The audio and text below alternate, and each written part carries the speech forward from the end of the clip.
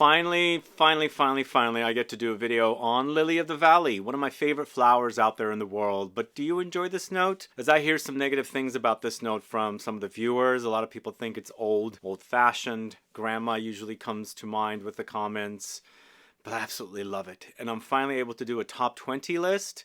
We've got designers, mostly niche though, and it's ranked today. So find out about Lily of the Valley coming right up.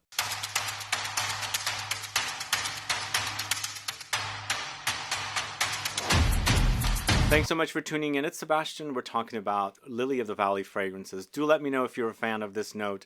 I absolutely love it. It smells great. And I feel like I probably have smelled Lily of the Valley along the way. But about 6-7 years ago, I ended up with a bottle of Diorissimo. That was what really triggered my appreciation for Lily of the Valley. It's the most beautiful flower. Very tiny, and it's celebrated in France on May Day, the first day of May. I was there one time on the first day of May Day, and I saw all these Lily of the Valley little bunches being sold everywhere. They smell really great, but according to my research, you can't extract the smell off of those flowers. You have to create it, combining all kinds of other notes, so like an accord. But man, I love the smell. It's very fresh, it's very green, and it's very floral. Smells like spring. And a lot of these fragrances are probably going to smell like spring. Some probably not because they go in different directions. But let's get started with something very rough at number 20. Going to the house of TIZIANA TERENZI, it's Temple. You familiar with this one? Be warned with this one because it's super animalic with the oud. It's nothing but oud and Lily of the Valley. Basically, they're competing with one another. The Lily of the Valley does stand out, but the oud pretty much washes it out. So the oud is very overwhelming and also very, very animalic. There's a bit of a fecal touch about it. There's a funk with it. So the oud is just in your face. If you like animalic ouds, like The Night, even further animalic than The Night by Frederick Malle, you've got to try Temple. But you also have to be into Lily of the Valley. I think Lily of the Valley might be a bit of an acquired taste. Might be a bit old-fashioned, as I said, but I absolutely love the smell. So it's oud, Lily of the Valley, and amber here. It does sell to a bit of an amber in the base, and it's drying down. But man, it is so animalic. And here I am putting Temple at number 20. That's from the house of TIZIANA TERENZI. Then moving on to the house of Gucci, Tears from the Moon, from their Alchemist Garden collection. You know, this one seems to be a bit underwhelming. That's why it's ranked pretty low. It's Peony, Lily of the Valley, and Stephanotis, all flowers. So the combination is very much like a bouquet of flowers. The Peony kind of stands out. Eventually, the Lily of the Valley kind of comes through, but it doesn't cut through too much, and I felt like I wanted a little bit more of the Lily of the Valley, but it's basically Peony with Lily of the Valley and the Stephanotis note. It's a very fresh spring wear. It smells like spring to me with all those flowers that are in this fragrance, and if you like the idea of flowers, this might satisfy. Tears from the Moon from the house of Gucci from their Alchemist Garden collection. Next, we got a fragrance from the house of MAISON Margiela Replica collection. It's Lazy Sunday Morning. I've got two fragrances from this house. One is more of a dominant Lily of the Valley fragrance. This Lazy Sunday Morning is more about the Aldehydes, but then you've got white musk here thrown in along with Lily of the Valley. So it's a very soapy, clean fragrance, and I feel like also Lily of the Valley does create a soapy effect. In fact, in Temple, it's all dirty, right? It's very fecal, dirty oud.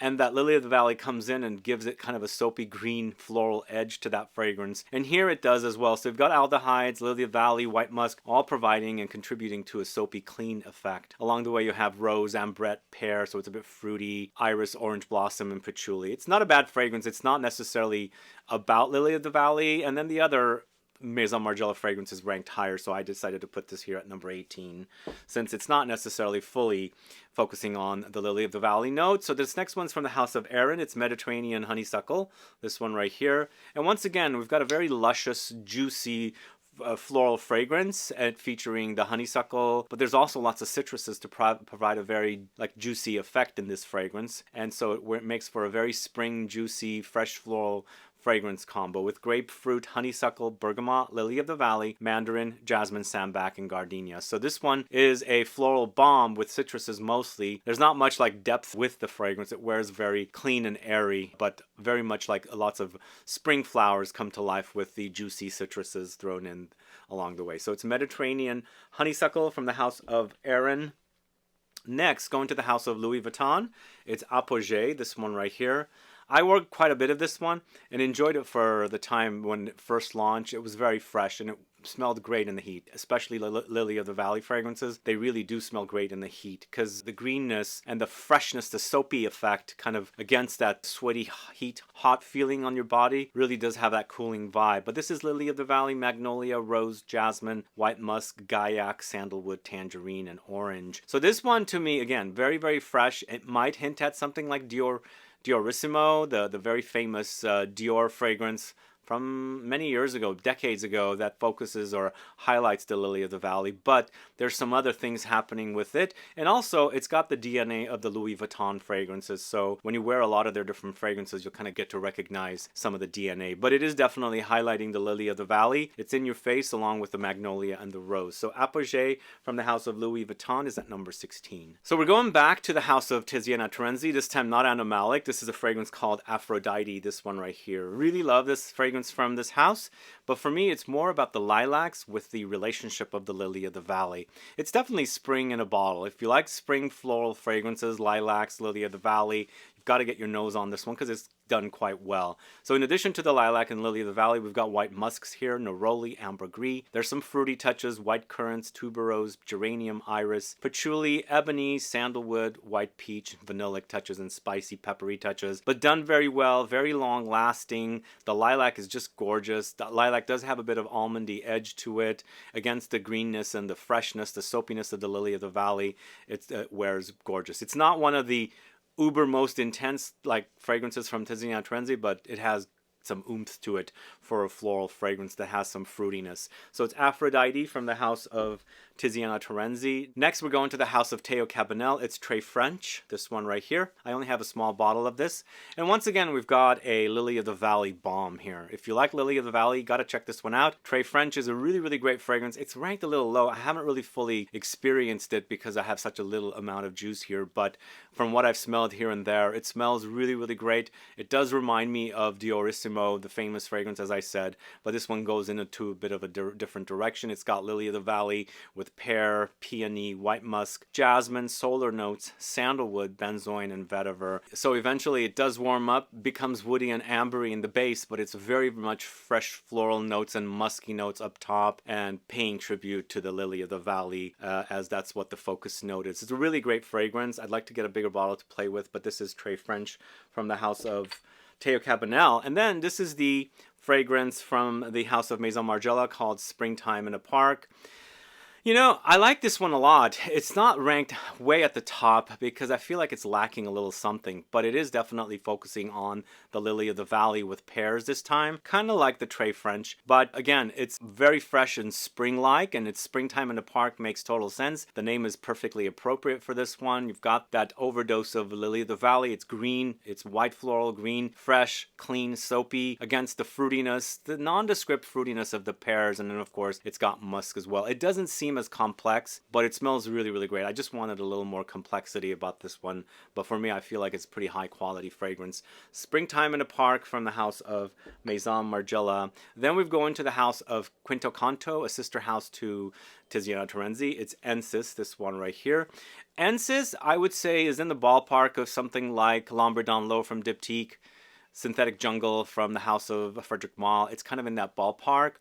And Diptyque's L'Ambre dans l'eau doesn't have the Lily of the Valley, but this one does. So they're kind of in the middle between the two other fragrances, as I said. And this is a really, really great fragrance. It's black currant, cassis green leaves, lilacs, Lily of the Valley, pansies, metallic notes, bergamot, musk, rose, and cacao. Just imagine taking some of the ingredients from Synthetic Jungle and L'Ambre dans l'eau and creating its own unique fragrance. For me, it reminds me of both of those fragrances in its unique way. It does have its own, metallic edge about the fragrance as well, and then with the addition of the lilacs provides you with a bit of more unique spring floral edge to this fragrance in comparison to the L'Ambre dans l'eau and the Synthetic Jungle. So this is ENSIS from the house of CANTO. Let me know if you're a fan of that one. So next we're going to the house of Electimus London. It's Sylvanus, this one right here. So this is a very complex take on Lily of the Valley. It's lots of Lily of the Valley, but I feel like I've given it a more of a Middle Eastern edge to the fragrance. Throwing in a lot of saffron and ambergris, so it's got musk, it's got oud as well, white musk, palisander, cloves, cedar, and sandalwood. But I feel like the Lily of the Valley is washed out a little bit, even though it's fairly dominant here. Again, it does have that Middle Eastern edge. It's very woody, oudy, musky, and then of course you've got spices galore coming in as well. It's very nicely done, and they've butched up the Lily of the Valley. So if you're a man and you don't like the idea of Lily of the Valley, definitely try Sylvanus. And the other thing I should also say with this one, that soapiness that I get from Lily of the Valley, it definitely comes in here as well. And I feel like it's more of the soapiness rather than the floral edge of the Lily of the Valley. So Sylvanus is quite nice. If you haven't tried it, do try it. Okay, up next at number 9, going to the house of Parfums Dusita, it's Cavatina, this one right here. So Cavatina is Dusita's take on a Lily of the Valley fragrance with musky notes and other white floral notes thrown in. The Lily of the Valley is very prominent here. It's in your face, but it's blended also really nicely with the musk and the other flowers, so it doesn't really stand out like Diorissimo. Diorissimo is like full on in your face Lily of the Valley. This one is blended in a way that it doesn't jump out as much. So it's there, you'll notice it, but it's not screaming a Lily of the Valley fragrance. So in addition to the Lily of the Valley, we've got Ambrette, seeds, Egyptian jasmine, Calabrian bergamot, tea rose, tuberose, ylang ylang, cassia, and vanilla. Really nicely done, very fresh, very spring-like. This is Cavatina from the house of Parfums Dusita. But next we're going to the house of Comme des Garçons. Basically it's Lily from their olfactory library collection of fragrances. Absolutely love this one, and it wears a bit simplistic, but really love the way it smells. It's a bit synthetic smelling as well, kind of like what Comme des Garçons fragrances might be like, but really love this one. It smells fantastic, and you can spritz away, but you'd have to replenish over and over again, but it is really nicely done. It's Lily of the Valley, freesia, syringa, and rose, so it's basically lots of floral notes, and the way that they did it for this fragrance from the green collection, Comme des Garçons fragrances used to have all these different collections in different colors, and this one is taken from the green collection, moved into the olfactory library, but definitely one of the standouts from that green collection. I absolutely love it. It's Lily from the house of Comme des Garçons. Check it out if you don't know that one. Then moving on to the house of Parfums de Nicolai, we've got Odalisque, this one right here. And Odalisque is a really great take on a Lily of the Valley fragrance. Very super complex in a chypre style, and very much like the fragrances that Parfums de Nicolai does. And also a bit old school here, but not necessarily old school like Diorissimo, smelling like just in-your-face Lily of the Valley. There's a lot going on here. It's Lily of the Valley with oak moss, jasmine, orris, musk, tangerine, citruses, bergamot. Very fresh, very classic leaning, but in-your-face Lily of the Valley with white flowers, and then of course the oak moss as well. Are you guys familiar with Odalisque? Do let me know. I think it's quite nice. Next, going to the house of Penhaligon's, we've got Lily of the Valley. A vintage bottle of Lily of the Valley here. This is from about 10-15 years ago and smells really great here. I love this one, but I've ranked it a little lower than others because I've got a few others that I enjoy a lot more. But this one, again, it's kind of like Diorissimo. It's Lily of the Valley in your face, but we've got ylang ylang thrown in, oak moss, geranium, jasmine, rose, sandalwood, lemons, bergamot. It smells like spring. It's very fresh. It's very floral, and it's really uplifting and very much like spring in a bottle. If you like the idea of Lily of the Valley, you must get your nose on this one from Penhaligon's. It's a classic. It's been around for a while, and I think it doesn't go out of style. There's a lot of fans for this. They keep coming back to it. So Lily of the Valley from the house of Penhaligon's, really wonderful offering. Next up, we've got a male targeted release focusing on the Lily of the Valley. It is from the house of Amouage. It's Goldman. I was a late discoverer of this one. I'm absolutely obsessed with this one. It smells fantastic. It's very old school, and also loads of Lily of the Valley here. Lily of the Valley, jasmine, civet, musk, oak moss, amber, myrrh, incense, sandalwood, patchouli, cedar, rose hips. You know, the combination is super intoxicating. Absolutely love it. You've got to love Lily of the Valley.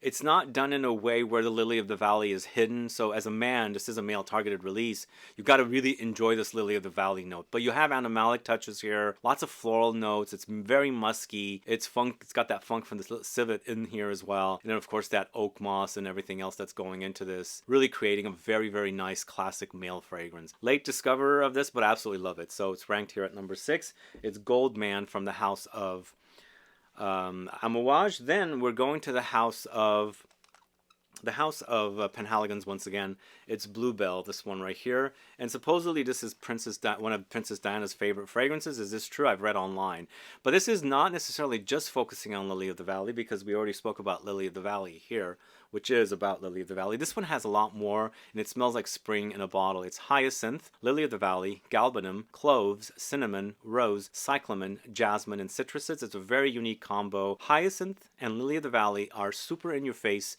Then galbanum comes in as well to create a green vegetal bitterness here. Then throw in the warm spices of the cloves and cinnamon. What a unique combo, but it smells super fantastic, but it is kind of old school, so some younger noses might find this to be very, very old school, but I absolutely love the way it smells. It's really spring in a bottle with a lot of warmth and bitterness thrown in. So it's Bluebell from the house of Penhaligons. If you haven't tried that one, please do. Next, going to the house of Xerjoff, it's Acento Overdose, this one right here. Are you guys familiar with this one?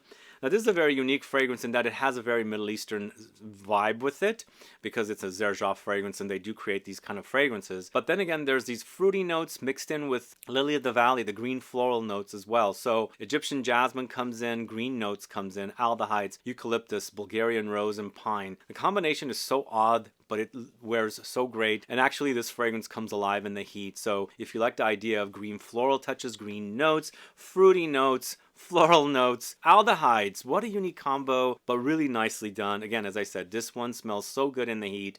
I absolutely really love this one in the heat. It is very super intense as well. A little goes a long way, but if you like these beast mode fragrances, kind of fresh, not necessarily like uber fresh, like citrusy fresh, because it's a dense wear, but it wears fresh because they're fresh notes. Definitely try Acento Overdose from the house of Xerjoff. I highly recommend that one. And then at number 3, we're going with the classic feminine offering from Dior in the EDT and also EDP. It's Diorissimo. It's basically an in-your-face Lily of the Valley fragrance. If you like Lily of the Valley, you got to get your nose on this one because it's basically paying tribute to it. Created years ago, decades ago, and I believe it was created by Rudnitska. Is it Edmond Rudnitska who created this? I think he created this one. And again, this is how I discovered Lily of the Valley. It's this fragrance right here, Diorissimo. In fact, I have a video online, you can go catch it, on some of these Diorissimo, Dioressence kind of fragrances. I get them confused sometimes. Diorissimo, Diorama, Dioressence. There's maybe a few others as well. Plus, they're also in the Privé collection, like Dior Riviera and Dior, I don't know, there's so many of them now. But Diorissimo, I think, is really, really great. If you like Lily of the Valley, you've got to check these out. Check them out. I highly recommend them, especially if you're a fan of that spring green floral smell of Lily of the Valley. So next at number 2, going to indie niche house called Angelo's Creations Olfactives. It's Krinos. Are you guys familiar with this one? We featured this in Scent Club's Mystery Box number 1. And I was so happy that I was able to get samples of this one. And the guy who created it is a friend of mine, and he's done a great job with this one. I actually really, really love this one, and I thought since he's doing something focused on Lily of the Valley, I want to really highlight it. And again, it was great to be able to feature it in Mystery Box, but also it wears very complex here as well. Lots of Lily of the Valley with lilies, rhubarb, white musk, Timur pepper, raspberry, orange blossom, amber, sandalwood, sea notes, cassis, jasmine, sambac. But wears so, so gorgeous. Really love it. If you like green floral notes, if you love Lily of the Valley, but you want some complexity, definitely check out Krinos from the House of Angelo's Creations Olfactives. It's done very, very well. And then, of course, my number 1 favorite Lily of the Valley fragrance is Synthetic Jungle, Synthetic Nature, or whatever it's called now. So Synthetic Jungle, it's still called Synthetic Jungle here in the States. I've been talking to Neiman Marcus and they say they still have Synthetic Jungle. But in the France, where I picked up Synthetic Nature, it was already changed over to Synthetic Nature. But to me, it was one of my favorite Frederick Malle creations. Out of the last 3 creations, Synthetic Jungle has been my favorite. And I really love what Anne Filippo did with this. Lily of the Valley, galbanum, hyacinth, basil, blackcurrant, jasmine, oak moss, ylang ylang, almonds, and patchouli. And so this one, again, as I said, kind of related to Lambert Low, but not quite, because Lambert Low doesn't have the Lily of the Valley. Then also I mentioned ENSIS earlier, and ENSIS is also kind of similar to Lambert Low, but I feel like it's in between Lambert Low and Synthetic Jungle, where it does have Lily of the Valley here, but that one, the diptyque, doesn't have it. But to me, this is amazing. It's a green bomb, kind of vegetal, very green floral, spring floral, fresh and dense, and just the way I like it. Synthetic Jungle or Synthetic Nature, Really one of a kind. I absolutely love that. And, you know, I think Anne Flippo, the perfumer, does really great work with white flowers. Some not as good as others, like Angel Elixir, boring, disappointing. But this fragrance and the one she did for Rain de Saba, both amazing white floral fragrances. But this, Frederic Malle, Synthetic Jungle, Synthetic Nature, hands down my favorite Lily of the Valley fragrance. Anyway, thanks so much for watching today's video. What are your thoughts on these fragrances? Are you a fan of Lily of the Valley, or do you hate it with a passion? Is it too old school for you? Do let me know. Put a comment down below so I can find out. Let me know if you like these fragrances or you hate them. Also, let me know if there's something else out there that I should check out, focusing on the Lily of the Valley. Anyway, guys, thanks so much for watching. As I said, if you have any questions or comments, please list below. Please like this video. Please share it. Follow me on Instagram and Facebook, and I'll be back with more videos very soon. Have a good one. Goodbye.